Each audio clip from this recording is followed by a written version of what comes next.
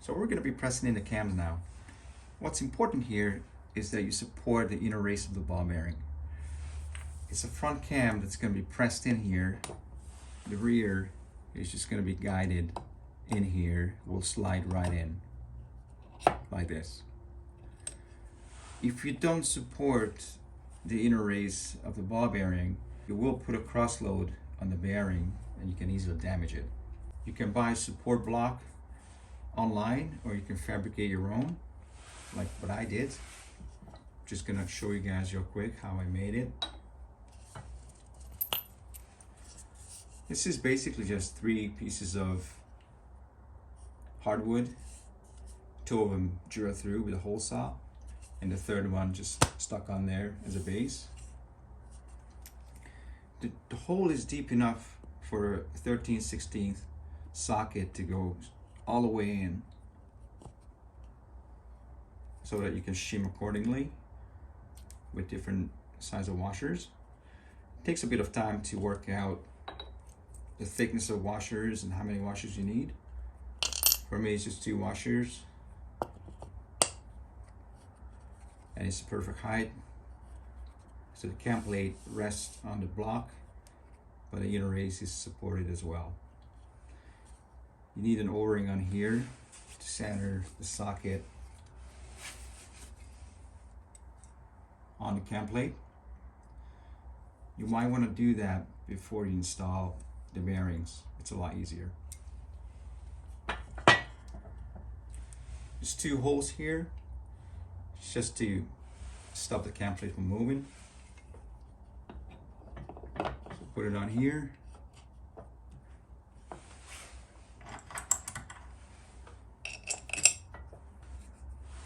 Two bolts and 1 move.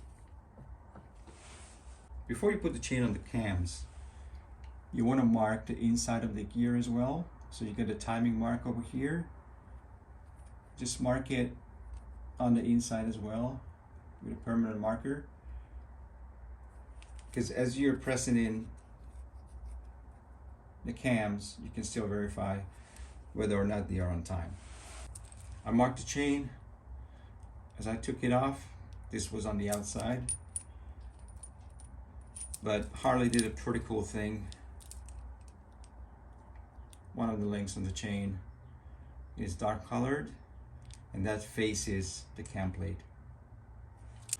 So I put the chain on the cams, align the marks. You can see the timing marks on there. Flip them over. You get the timing marks on the inside as well.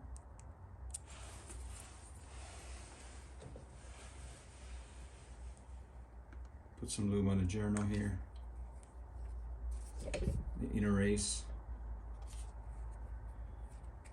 Some oil in the race as well. Just verify one more time, they're still aligned.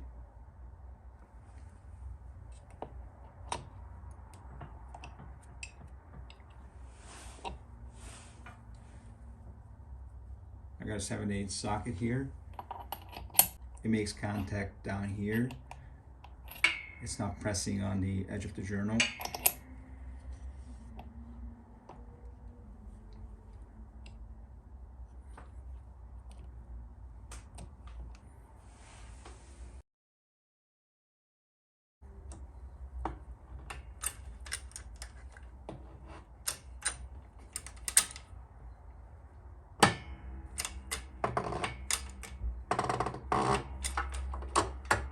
Start wiggling the rear cam.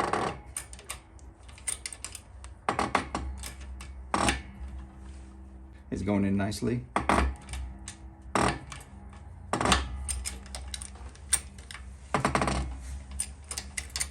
That's it.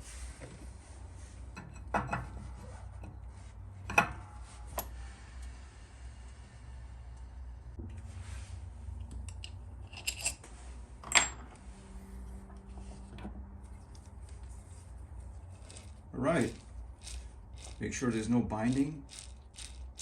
Nice and smooth, looks good. Verify the timing. Get the timing marks at the end of the camshafts, so I can see They are still aligned. If I look at the inside, you can see the marks still aligned, so we're all set. We need to put a brand new snap ring on the end of the front cam, making sure that the squared edge is facing out.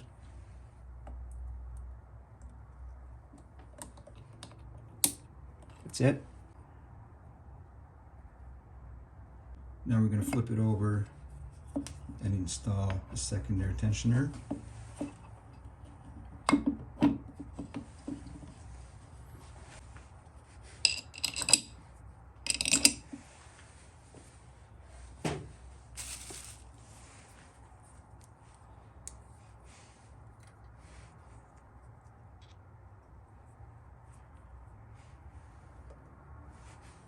We're going to lube inside the housing.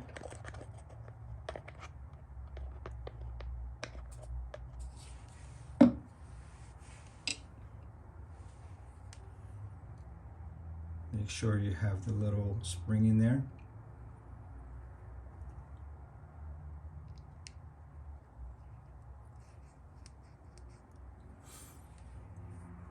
Some movement here as well.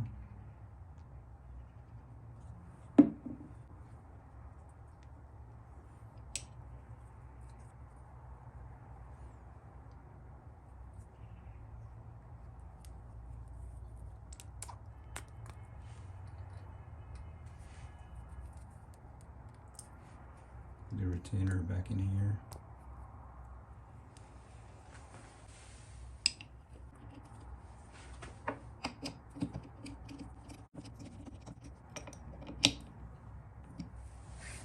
Torque them down to 90 to 120.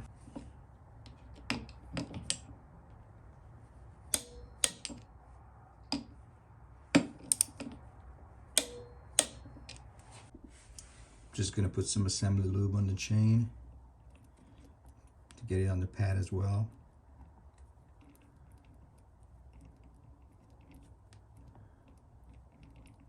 And we're ready for assembly.